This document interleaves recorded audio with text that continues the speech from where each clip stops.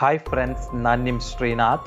ಇವತ್ತಿನ ವಿಡಿಯೋದಲ್ಲಿ ನಾನು 5 ಜನ ಕ್ಲೋಸ್ ಫ್ರೆಂಡ್ಸ್ಗೆ ಕೇರಳದಲ್ಲಿ ನಡೆದ ರಿಯಲ್ ಹಾರರ್ ಸ್ಟೋರಿಯನ್ನು ನಿಮ್ಮ ಜೊತೆ ಶೇರ್ ಮಾಡ್ಕೊಳ್ತಾ ಇದ್ದೀನಿ. ಕೇರಳ ಈ ಹೆಸರು ಕೇಳಿದ್ರೆ ಸಾಕು, ನಮ್ಮ ಕಣ್ಮುಂದೆ ಬರೋದೇ ಹಚ್ಚ ಹಸಿರಾದ ಪ್ರಕೃತಿ ಸೌಂದರ್ಯ. ಆದರೆ ಅದೇ ಕೇರಳದ ಕೆಲವೊಂದು ರಸ್ತೆಗಳು ರಾತ್ರಿಯಾದರೆ ಸಾಕು ದೆವ್ವ ಭೂತಗಳ ಅಡ್ಡ ಆಗಿರುತ್ತೆ.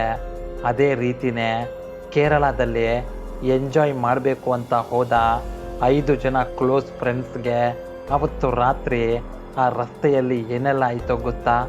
ಅದನ್ನು ಇವತ್ತು ನಾನು ನಿಮ್ಮ ಜೊತೆ ಶೇರ್ ಮಾಡ್ಕೊಳ್ತಾ ಇದ್ದೀನಿ. ಸ್ಟೋರಿ ತುಂಬ ಭಯಂಕರವಾಗಿರುತ್ತೆ. ಬನ್ನಿ ವಿಡಿಯೋ ನೋಡ್ಕೊಂಬರೋಣ.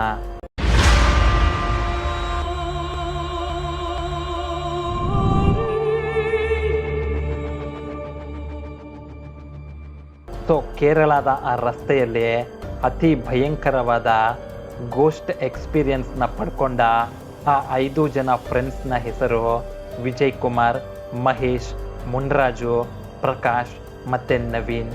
ಇವರೆಲ್ಲ ಬೆಂಗಳೂರಿನ ಹೊಸಕೋಟೆಯ ಬಳಿ ಇರೋ ಒಂದು ಕಂಪನಿಯಲ್ಲಿ ಕೆಲಸ ಮಾಡ್ತಾ ಇರ್ತಾರೆ. ಇವರಲ್ಲಿ ವಿಜಯ್ ಕುಮಾರ್ ಮಾರಸಂದ್ರ ಗ್ರಾಮದಲ್ಲಿ ವಾಸಿಯಾಗಿರ್ತಾರೆ.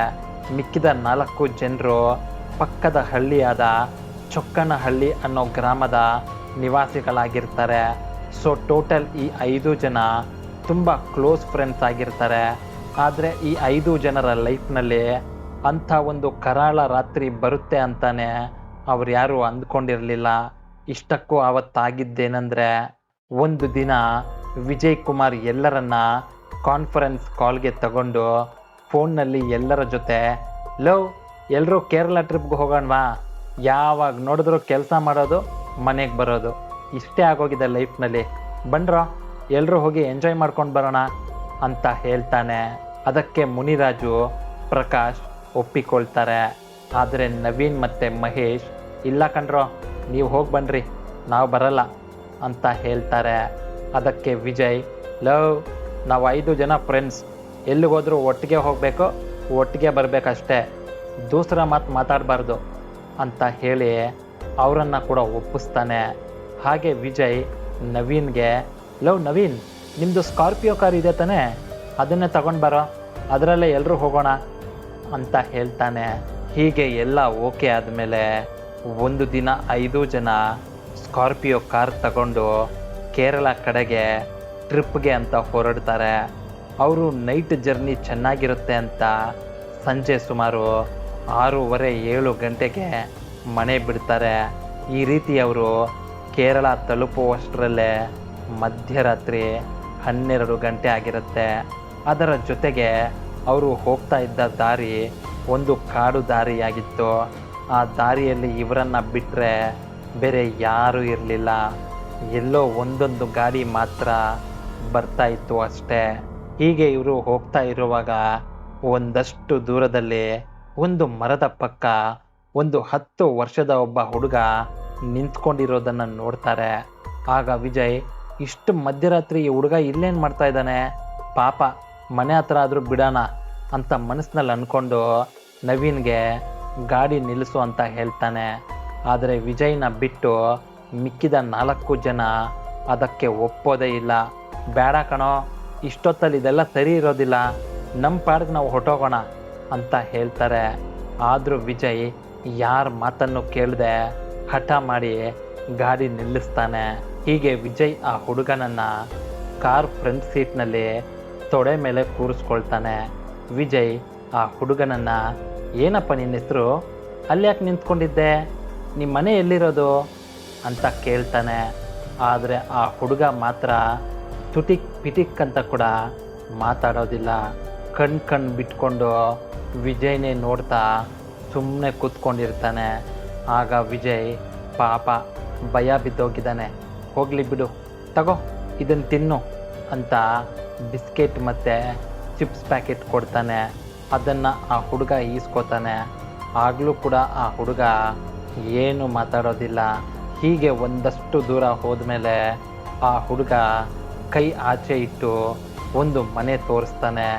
ಆಗ ವಿಜಯ್, ಇದೇ ಇರಬೇಕು ಆ ಹುಡುಗನ ಮನೆ ಅಂತ ಅಂದ್ಕೊಂಡು ಆ ಹುಡುಗನನ್ನು ಕಾರ್ನಿಂದ ಕೆಳಗಿಳಿಸಿ ಹುಷಾರಾಗಿ ಮನೆಗೆ ಹೋಗು ಅಂತ ಹೇಳಿ ಅವರ ಪಾಡಿಗೆ ಅವರು ಹೊರಟೋಗ್ತಾರೆ. ಹೀಗೆ ಆ 5 ಜನ ಒಂದು ಲಾಡ್ಜ್ನಲ್ಲಿ ರೂಮ್ ಬುಕ್ ಮಾಡಿ ಸ್ವಲ್ಪ ಹೊತ್ತು ರೆಸ್ಟ್ ಮಾಡ್ತಾರೆ.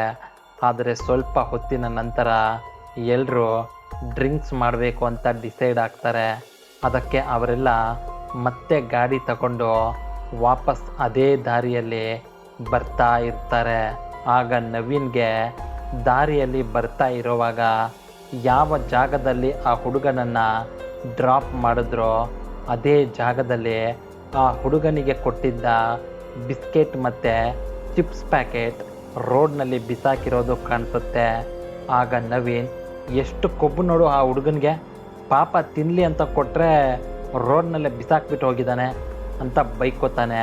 ಅದಕ್ಕೆ ವಿಜಯ್, ಹೋಗ್ಲಿ ಬಿಡೋ, ಚಿಕ್ಕ ಹುಡುಗ ತಾನೆ, ಯಾಕೆ ಇಷ್ಟು ಟೆನ್ಷನ್ ತಗೋತಾ ಇದೆಯಾ, ಗಾಡಿ ನಿಲ್ಲಿಸು ಹೋಗಲಿ, ಅದನ್ನು ಎತ್ಕೋತೀನಿ, ನಾವಾದರೂ ತಿನ್ನೋಣ ಅಂತ ಹೇಳಿ ಮತ್ತೆ ಅದೇ ಜಾಗದಲ್ಲಿ ಗಾಡಿ ನಿಲ್ಲಿಸ್ತಾನೆ. ಆಗ ವಿಜಯ್ ಗಾಡಿಯಿಂದ ಕೆಳಗಿಳಿದು ಕೆಳಗೆ ಬಿದ್ದಿದ್ದ ಚಿಪ್ಸ್ ಮತ್ತು ಬಿಸ್ಕೆಟ್ ಪ್ಯಾಕೆಟ್ ಎತ್ಕೊಳ್ತಾ ಇರೋವಾಗ ಆ ಕಡೆಯಿಂದ ಒಬ್ಬ ವಯಸ್ಸಾದ ಮುದುಕ ಅವರ ಹತ್ರ ಬಂದು, ಅಯ್ಯ, ನನ್ನ ಮೊಮ್ಮಗ ತಪ್ಪಿಸ್ಕೊಂಡು ಬಿಟ್ಟಿದ್ದಾನೆ, ಎಲ್ಲೂ ಕಾಣಿಸ್ತಾ ಇಲ್ಲ, ನೀವೇನಾದರೂ ನೋಡಿದ್ರಾ, ದಯವಿಟ್ಟು ಹೇಳಿ ಅಂತ ಕೇಳ್ತಾನೆ. ಆಗ ವಿಜಯ್, ಓ, ಆ ಹುಡುಗನೇ ಇವ್ರ ಮೊಮ್ಮಗ ಇರ್ಬೋದು ಅಂತ ಅಂದ್ಕೊಂಡು, ತಾತ, ನಿಮ್ಮ ಮೊಮ್ಮಗ ನನಗೆ ಸಿಕ್ಕಿದ್ದ, ಅವನನ್ನು ನಾನೇ ಕರ್ಕೊಂಡು ಬಂದಿದ್ದು, ಇದೋ ಈ ಜಾಗದಲ್ಲೇ ಬಿಟ್ಬಿಟ್ಟು ಹೋಗಿದ್ವಿ ನೋಡಿ, ನಿಮ್ಮ ಮೊಮ್ಮಗನಿಗೆ ಕೊಟ್ಟಿದ್ದ ಬಿಸ್ಕೆಟ್ ಮತ್ತು ಚಿಪ್ಸ್ ಪ್ಯಾಕೆಟ್ ಕೂಡ ಇಲ್ಲೇ ಬಿಸಾಕಿ ಹೋಗಿದ್ದಾನೆ, ಇದ್ರ ಮೇಲೆ ನಮಗೇನು ಗೊತ್ತಿಲ್ಲ ತಾತ ಅಂತ ಹೇಳ್ತಾನೆ. ಅದಕ್ಕೆ ಆ ತಾತ, ಅಯ್ಯೋ ಶಿವನೇ, ಎಲ್ಲೋಗ್ಬಿಟ್ಟ ಇವನು ಅಂತ ಬೈಕೊಂಡೆ ಅಲ್ಲಿಂದ ಹೊರಟೋಗ್ತಾನೆ. ಇದಾದ ನಂತರ ವಿಜಯ್ ಕಾರ್ನಲ್ಲಿ ಕೂತ್ಕೊಂಡು ಬಿಸ್ಕೆಟ್ ಮತ್ತು ಚಿಪ್ಸ್ ಪ್ಯಾಕೆಟ್ನ ಡ್ಯಾಶ್ ಬೋರ್ಡ್ನಲ್ಲಿ ಇಡ್ತಾನೆ. ಆಮೇಲೆ ಅವರು ಹೋಗಿ ಎಣ್ಣೆ ತಗೊಂಡು ವಾಪಸ್ ಲಾಡ್ಜ್ಗೆ ಹೊರಟೋಗ್ತಾರೆ. ಇವರು ಲಾಡ್ಜ್ ಹತ್ರ ಕಾರ್ ನಿಲ್ಲಿಸಿ ಎಲ್ಲರೂ ಕಾರ್ನಿಂದ ಕೆಳಗಿಳಿದು ಅವರವರೇ ಮಾತಾಡಿಕೊಳ್ತಾ ಇರ್ತಾರೆ.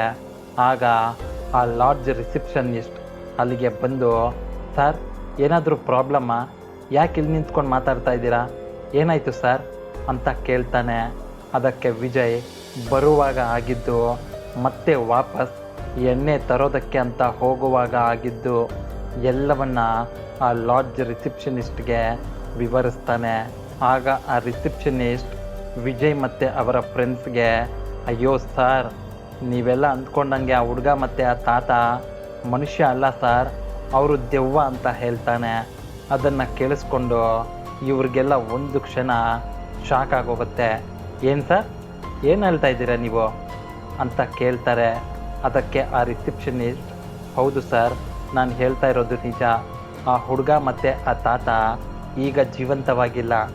2 ವರ್ಷದ ಹಿಂದೆ ತಾತ ಮತ್ತು ಮೊಮ್ಮಗ ನಡ್ಕೊಂಡು ಬರ್ತಾ ಇರುವಾಗ ಆಕ್ಸಿಡೆಂಟ್ನಲ್ಲಿ ಸತ್ತೋದ್ರು. ಆಗ್ಲಿಂದ ಎಲ್ರಿಗೂ ಇದೇ ಥರ ಆಗ್ತಾ ಇದೆ ಅಂತ ಹೇಳ್ತಾನೆ. ಅದಕ್ಕೆ ನವೀನ್, ಸುಮ್ಮನೆ ಇರಿ ಸರ್, ಏನು ತಮಾಷೆ ಮಾಡ್ತಾ ಇದ್ದೀರಾ, ಇಲ್ಲ ನಮ್ಮನ್ನು ಭಯ ಪಡಿಸೋದಕ್ಕೆ ಪ್ರಯತ್ನ ಪಡ್ತಾ ಇದ್ದೀರಾ ಅಂತ ರೇಗ್ತಾನೆ. ಅದಕ್ಕೆ ರಿಸೆಪ್ಷನಿಸ್ಟ್, ಅಯ್ಯೋ ಸರ್, ನಾನು ಯಾಕೆ ಸುಳ್ಳು ಹೇಳಿ, ನಿಮಗೆ ನಂಬಿಕೆ ಇಲ್ಲ ಅಂದರೆ ಬೇಕಿದ್ದರೆ ಹೋಗಿ ಕಾರ್ನಲ್ಲಿ ಬಿಸ್ಕೆಟ್ ಮತ್ತು ಚಿಪ್ಸ್ ಪ್ಯಾಕೆಟ್ ಇಟ್ಟಿದ್ದೀನಿ ಅಂತ ಹೇಳಿದ್ರಲ್ವಾ, ಇದೆಯಾ ಇಲ್ವಾ ನೋಡ್ಕೊಂಡು ಬನ್ನಿ ಹೋಗಿ ಅಂತ ಹೇಳ್ತಾನೆ. ಅದಕ್ಕೆ ವಿಜಯ್ ಕಾರ್ ಡ್ಯಾಶ್ ಬೋರ್ಡ್ನ ಓಪನ್ ಮಾಡಿ ನೋಡ್ತಾನೆ. ಆದರೆ ಕಾರ್ನಲ್ಲಿ ವಿಜಯ್ ತನ್ನ ಕೈಯಾರೆ ರೋಡ್ ಮೇಲೆ ಎತ್ಕೊಂಡಿದ್ದ ಚಿಪ್ಸ್ ಮತ್ತು ಬಿಸ್ಕೆಟ್ ಪ್ಯಾಕೆಟ್ ಇರಲಿಲ್ಲ, ಮಾಯವಾಗಿ ಹೋಗಿತ್ತು. ಆಗ ಅವ್ರಿಗೆಲ್ಲ ನನ್ನ ತೊಡೆ ಮೇಲೆ ಕೂತ್ಕೊಂಡಿದ್ದು, ನಮ್ಮ ಜೊತೆ ಮಾತಾಡಿದ್ದು ಎಲ್ಲ ದೆವ್ವ ಅಂತ ಕನ್ಫರ್ಮ್ ಆಗುತ್ತೆ. ಇದು ಕೇರಳ ಟ್ರಿಪ್ಗೆ ಅಂತ ಹೋದ 5 ಜನ ಸ್ನೇಹಿತರಿಗೆ ಎದುರಾದ ರಿಯಲ್ ಗೋಸ್ಟ್ ಸ್ಟೋರಿ. ನಿಮಗೇನಾದರೂ ಇದೇ ರೀತಿ ಎಕ್ಸ್ಪೀರಿಯನ್ಸ್ ಆಗಿದ್ದರೆ ಅದನ್ನು ನೀವು ನನ್ನ ಜೊತೆ ಶೇರ್ ಮಾಡ್ಕೋಬಹುದು. ನಿಮ್ಮ ಸ್ಟೋರಿನ ನಾನು ಈ ನಿಮ್ಮ ಚಾನಲ್ನಲ್ಲಿ ಎಲ್ಲರ ಜೊತೆ ಶೇರ್ ಮಾಡ್ಕೋತೀನಿ. ಸೊ ಫ್ರೆಂಡ್ಸ್, ಇದು ಇವತ್ತಿನ ರಿಯಲ್ ಹಾರರ್ ಸ್ಟೋರಿಯಾಗಿತ್ತು. ನಿಮಗೇನಾದರೂ ಈ ಸ್ಟೋರಿ ಇಷ್ಟ ಆಗಿದ್ದರೆ ದಯವಿಟ್ಟು ಈ ವಿಡಿಯೋನ ತಮ್ಮ ವಾಟ್ಸಪ್ ಗ್ರೂಪ್ನಲ್ಲಿ ಶೇರ್ ಮಾಡಿ. ಮತ್ತೊಂದು ರಿಯಲ್ ಮತ್ತು ಹಾರರ್ ಸ್ಟೋರಿಯೊಂದಿಗೆ ನಿಮ್ಮನ್ನು ಮುಂದಿನ ವಿಡಿಯೋದಲ್ಲಿ ಭೇಟಿ ಮಾಡ್ತೀನಿ. ವಿಡಿಯೋ ನೋಡಿದ್ದಕ್ಕೆ ಧನ್ಯವಾದಗಳು.